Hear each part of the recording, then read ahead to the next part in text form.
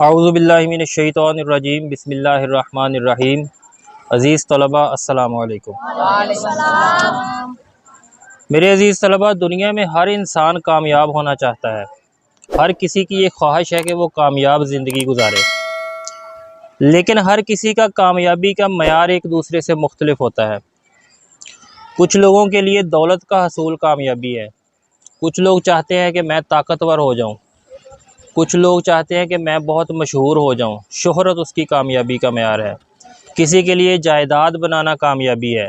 کوئی انسان پرسکون زندگی گزار لے تو وہ کہتا ہے کہ میں کامیاب زندگی گزار رہا ہوں، اور اسی طرح کوئی انسان عیش و عشرت کی زندگی گزارنے کو کامیابی سمجھتا ہے۔ یعنی ہر انسان کا کامیابی کا معیار جو ہے نا، وہ ایک دوسرے سے مختلف ہوتا ہے۔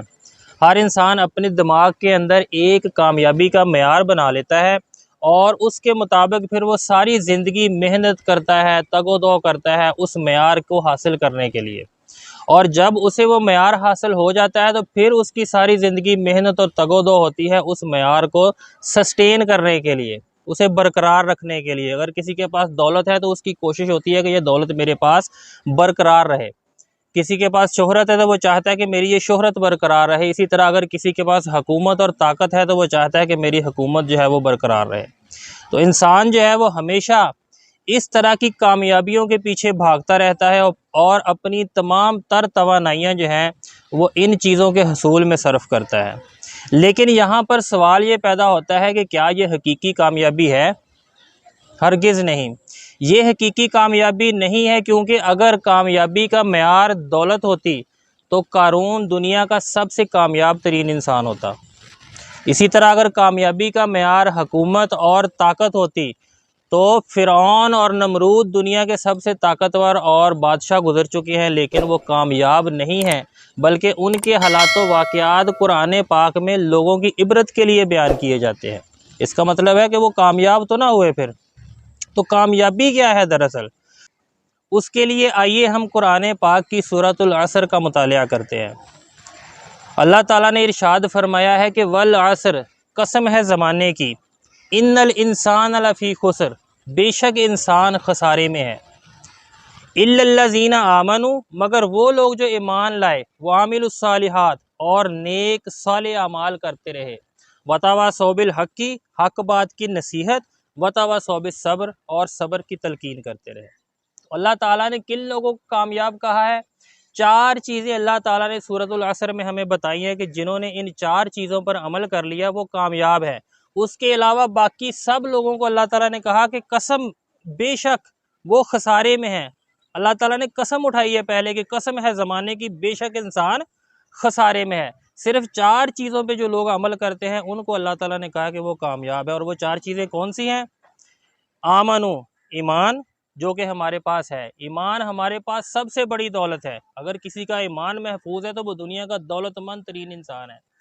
تو جو ایمان لائے، اس کے بعد نیک اعمال، اللہ تعالیٰ کے حکموں کے مطابق زندگی گزارنا، صالح اعمال کرنا، حق بات کی نصیحت کرنا، جو دنیا کے اندر برائیاں ہو رہی ہیں، جو لوگ غلط کام کر رہے ہیں ان کو روکنا، ان کو نصیحت کرنا، ان کو برائیوں سے روکنا، حق بات کی نصیحت، اور صبر کی تلقین کرنا کہ انسان پر اگر کوئی آزمائش، مصیبت یا پریشانی آ جائے تو اس پر اللہ سے شکوہ نہیں کرنا، بلکہ کیا کرنا ہے؟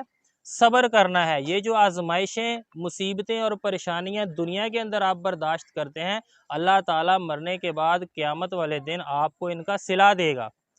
اور جو دعائیں آپ دنیا کے اندر مانگتے ہیں نا اور وہ قبول نہیں ہوتی، انسان بعض اوقات مایوس بھی ہو جاتا ہے، لیکن اللہ تعالیٰ آپ کی جو دعائیں قبول نہیں کرتا دنیا میں، آخرت میں جب آپ کو ان کا صلہ ملے گا تو آپ یہ دعا کریں گے کہ کاش دنیا میں میری کوئی بھی دعا قبول نہ ہوتی اور مجھے تمام دعاؤں کا صلہ آخرت میں دے دیا جاتا۔ تو اسلام نے آخرت کی زندگی پہ زیادہ زور دیا ہے۔ دنیا کی زندگی بنانے سے زیادہ ہمیں کس چیز کی فکر کرنی چاہیے؟ اپنی آخرت کی فکر کرنی چاہیے۔ تو اس سے یہ سبق ملا کہ دنیا میں پھر کامیاب انسان کون سے ہیں؟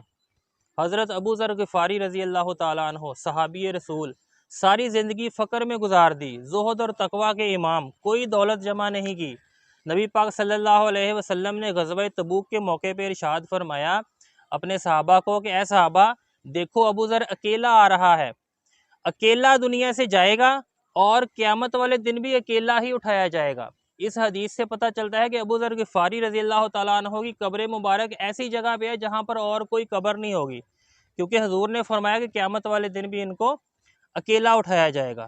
تو وہ ابو ذر غفاری کامیاب انسان ہے، حالانکہ دنیا میں ان کے پاس کچھ بھی نہیں تھا، لیکن وہ حقیقی کامیابی حاصل کر کے دنیا سے گئے ہیں۔ حضرت بلال رضی اللہ تعالیٰ عنہ کامیاب انسان ہیں۔ حضرت علی رضی اللہ تعالیٰ عنہ جب آپ کی شہادت ہوئی تو آپ کے پاس صرف 8 درہم تھے، اور وہ 8 درہم بھی حضرت علی اپنا گھوڑا خریدنے کے لیے جمع کر رہے تھے، یعنی دولت جمع نہیں کی، لیکن وہ دنیا کے کامیاب ترین انسان ہیں۔ حضرت عمر رضی اللہ تعالیٰ عنہ جب ان کی وفات ہوئی تو ان کے پاس صرف 6 درہم تھے، لیکن 3 بر اعظموں پہ ان کی حکومت تھی۔ مال و دولت جمع نہیں کیا، لیکن دنیا کے کامیاب ترین انسان، کامیاب ترین حکمران۔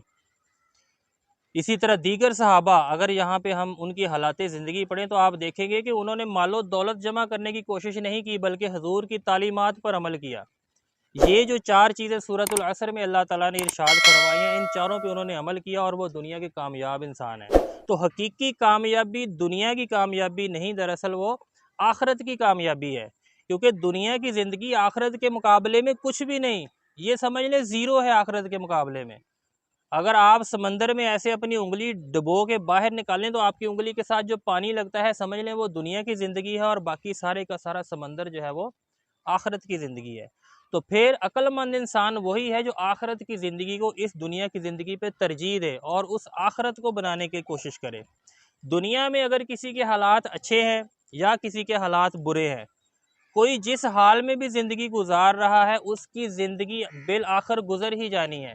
یہ دنیا آخر ایک نہ ایک دن ختم ہونے والی ہے، لہٰذا یہاں پر جو کامیابیاں آپ حاصل کرتے ہیں، دولت، طاقت، شہرت، اقتدار، پیسہ، جائیداد، یہ تمام کی تمام چیزیں اسی دنیا کا مال ہیں اور اس دنیا میں ہی رہ جانی ہے۔ آپ کے ساتھ صرف ایک چیز جائے گی اور وہ ہوں گے آپ کے اعمال۔